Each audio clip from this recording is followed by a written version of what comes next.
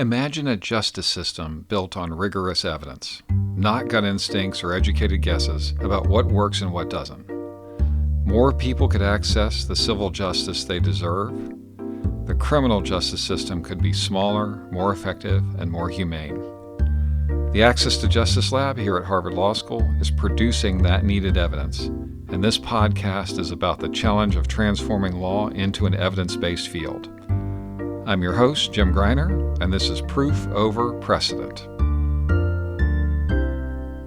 This week, we're bringing you a student voice. Hi, everyone. Welcome to the show. My name is Kristen Arnold, and I am a 1L at Harvard Law School, and I'm interested in criminal law. Hi, everyone. I'm Laura Kino. I'm an LLM student, and I'm interested in gender. And we're going to be talking to you today about the under-proceduralization of life without the possibility of parole. So, Kristen, I know that you wrote a blog post about this. So why did you choose this topic? I chose this topic because I've always had a general interest in capital punishment, and it's the amalgamation of everything that's wrong with the criminal justice system. And it's really important to me that we talk about this topic because it just goes under the radar, because most people are focused on getting life without the possibility of parole for people who are on death row, and it's seen as an alternative sentence. But I wanted to argue today that it probably shouldn't be for a number of reasons. Why should we care about this topic? Yeah, so the reason we should care about this topic is because it is just the death sentence by any other name. You are put in prison, often for the same crimes as those who get the death penalty, but you often have no hope of release and have far fewer paths for recourse. So defendants who face a maximum sentence of life without the possibility of parole do not widely get access to automatic direct appeals. So what this means is after a death sentence comes down, a state will often require by statute that without even a request for appeal, that the sentence is automatically reviewed by an appellate court, or even sometimes, like in the case of Florida, I believe, it is automatically reviewed by the state Supreme Court. That is not the case for life without the possibility of parole. Also, life without parolers do not get access to a jury's role in sentencing. This is what's called a bifurcated trial. In a bifurcated trial, there's two stages. The first stage is a jury will determine if you are guilty or innocent. And then the second part of a bifurcated trial is the sentence. And often juries will be given a few options. Most commonly, they'll be given a choice between life without the possibility of parole and a death sentence, and they'll hear evidence about mitigating and aggravating factors and make a determination if somebody is, quote-unquote, deserving of a death sentence. But in certain states, they do allow a third option of life with the possibility of parole after 30 or 40 years. Also, people who get the death penalty statutorily at the federal level get access to post-conviction counsel for all stages of the criminal process, including direct and collateral appeals, such as habeas petitions. And because the death penalty is so salient today, there's dozens of nonprofits and law firms specifically opposed to capital punishment that are fighting for people on death row. And that's not the case for people serving life without the possibility of parole. They often feel like there is no hope, like nobody is fighting for them. Okay. Are you saying that maybe life with parole is an alternative sentence? Yeah, so in many cases, it's offered as an alternative to the death penalty. And anti-death penalty advocates are usually pushing for it as an alternative because at least it means that their client won't die. But they're making the argument that it's just as harsh. But that's really the issue, is that life without the possibility of parole is a cruel punishment that makes it so somebody who made a mistake or committed a crime, it could have even been a heinous crime, it means that they will never be released from a prison cell. They will die in that prison cell. And there are some people, for example, in Alabama, they just make the argument that if you are serving life without the possibility of parole, they won't even review a commutation petition So they basically say, you are facing a sentence of life without the possibility of parole. You're going to die in prison, period. But individuals serving life without the possibility of parole are often convicted of murder, but 37 states do allow it for non-homicide offenses such as kidnapping, burglary, robbery, carjacking, battery, and for serious habitual offenders. There's a case in the Supreme Court that came down called Harmelin, which is a case in which somebody was trafficking a large amount of a serious drug, and he actually got a sentence of life without the possibility of parole just for drug trafficking. And the court found that just possession of a large amount of that drug was sufficient to warrant a life without the possibility of parole sentence. Versus in death penalty cases, you can only be sentenced to the death penalty in crimes involving death. And the reason why I don't call it murder is because in the death penalty cases, we talk about the felony murder rule, which is basically if you make a choice to commit a felony and during the commission of a felony, somebody dies, you can be charged with their death as felony murder, and you can face the death penalty for that. Okay, I guess I'm now wondering what happens to people that are subject to life without parole. Yeah, it's really sad, actually. 87% of prisoners who die in prison die from illness, not natural causes. They're not growing old, and they're ineligible for elderly parole or compassionate release. What's really weird about this is that in criminal law and in criminology, we talk about an age crime curve. So this is at a certain age, you're more prone to committing crimes. But as you age, there's a less probability that you commit crimes because you age out of that behavior. You've started a family or you have just moved on from that lifestyle. And by the time you're 70 or 80, there's 0% likelihood that you'll be committing crimes, but they want you to die in prison if you get the sentence. And then, as I said before, some states do not review commutation petitions. So it could be that you've been a model prisoner for 40 years and they don't care. They'll just let you die in prison. Oh, wow. I guess I'm thinking also about the error rates. When we think about capital punishment, we know there are high error rates. Is this different for life without parole, or what do you think? Yeah, so actually to expand on that, the statistics show that it's really alarming. In capital punishment cases, 41% of death sentences are thrown out on direct appeal, and 40% of those that survive an appeal were overturned through a collateral appeal, also known as a federal habeas corpus petition, for serious error, which makes it so 68% of cases are overturned on appeal. And the most common errors are egregiously incompetent lawyering or prosecutorial suppression of critical evidence. So you may be thinking to yourself, okay, capital punishment is bad, so that's why we have all these procedures. But if life without the possibility of parole individuals are often going through the same process, shouldn't there be some cause for concern that at least some level of errors exists? I will concede that it is possible that capital punishment just has higher error rates, and that's why people are getting death and not life without parole. But it's important to be skeptical because death penalty cases have 2 experienced trial attorneys. They have increased media and pro bono scrutiny.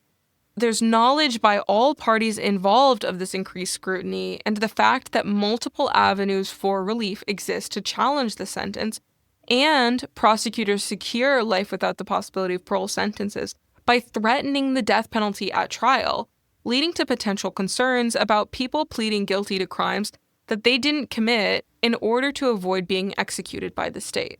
So with all of these in mind, it's likely that life without parole has the same or similar error rates.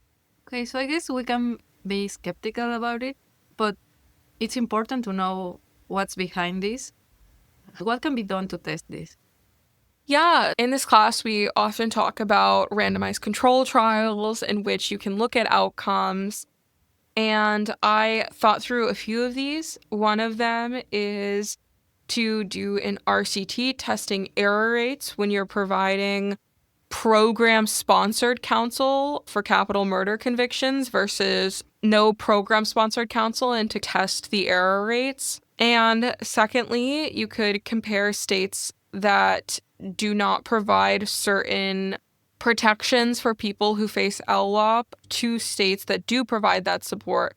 So, for example, in California, the sentence of life without the possibility of parole does have an automatic appeal, versus that's not true for Texas. So you could also do that and control for relevant differences. Alternatively, you could use synthetic controls, given the vast differences between California and Texas in all areas of the criminal justice system. Those tests sound very interesting. Imagine that we can actually implement all of them. What do you think would be the path forward? Yeah, so I think that if we do find similarly high error rates, that's a call to action. Error rates are economically inefficient and they're creating higher costs to the system. So there's more reason to prevent them. We often talk about these concerns when we're describing what can be done to the criminal justice system. The question is always, how much is this going to cost? But the real question is, how much is this costing us? The fact that these appeals show such high error rates is inefficient to the system. It's costing us so much money. And so if we can do something at the start to prevent it, then we're resolving a lot of these costs. There's also some literature that discusses what it would look like to consider bifurcating trials to assess whether life without the possibility of parole is truly deserved and not just an alternative to capital punishment. So we could bring the question to a jury of what the sentence should be in a second separate trial, and you can bring in that evidence and you could look at providing life without the possibility of parole, or providing life with parole after a certain number of years, or just a term of year sentence. But I also just wanted to point out, you may be thinking throughout this that some people just deserve to be in prison for the rest of their life. They are a danger to society. They've done something really heinous. Victims don't need to live with the thought that they will get out of prison one day and maybe they will continue to commit crime. And I do just want to say that is a valid concern.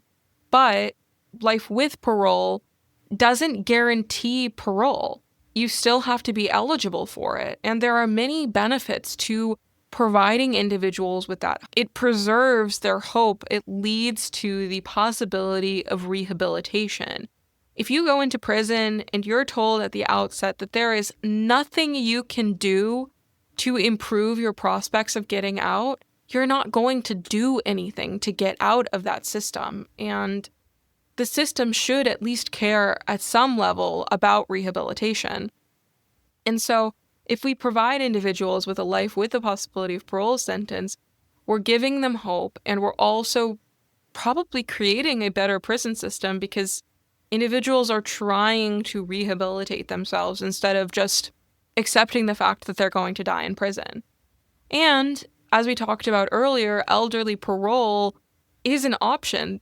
There's a point in an individual's life where they are just no longer a harm to society because they just don't have that same energy, they don't have that same desire. That's usually when they get to the point where they're elderly. And so there's no reason to be keeping people in prison who are not a threat to society. They've served 30, 40, 50 years in prison. They've served their time. They're just a cost to the system at that point. Okay, given all of what you've said, I'm still wondering if capital punishment is really different. Yeah, that's totally fair. And the Supreme Court is also wondering that too. But they, in case law, have described it as different because of the severity, finality, the suffering associated with knowing that at some point in the future, after you've exhausted your appeals, the state will end your life. And there's also a spectacle associated with it. And so Supreme Court has found it different. But my point today in discussing this and the necessary procedures is to talk about how it isn't. You're still getting a death sentence and it's just about timing. And that's why we should be worrying about the inadequate procedures and the fact that if 70% of people sentenced to death aren't really supposed to be facing that sentence because of serious errors. And because these procedures are detecting those errors, it's important that we at least look to increasing the procedures of life without the possibility of parole in order to prevent the same errors from happening, which would be a true miscarriage of justice. And also just looking at what happens to people when they spend the rest of their life in prison. They're dying of terminal illnesses, there's mental deterioration, there's no hope because nobody's fighting for them, and there's improper medical care and less compassion from the public and people around. Just as a closing thought, I brought this topic today to talk about the negatives that are associated with life without parole in general. But again, there are paths forward. There are things that we can do. We can look to increasing the procedures of life without parole and treating it as seriously as we do the death penalty. Bifurcating trials would be a great way to increase procedures and make it so you can introduce different evidence at different stages of the trial. We can look to providing better representation for individuals to prevent errors at the outset, given the fact that one of the most common errors is egregiously incompetent lawyering, and also just take it more seriously in the public eye so we can put more scrutiny on individuals when they are not following the proper procedures. Proof Over Precedent is a production of the Access to Justice Lab at Harvard Law School. Views expressed in student podcasts are not necessarily those of the A to J Lab. Thanks for listening. If we piqued your interest, please subscribe wherever you get your podcasts. Even better, leave us a rating or share an episode with a friend or on social media.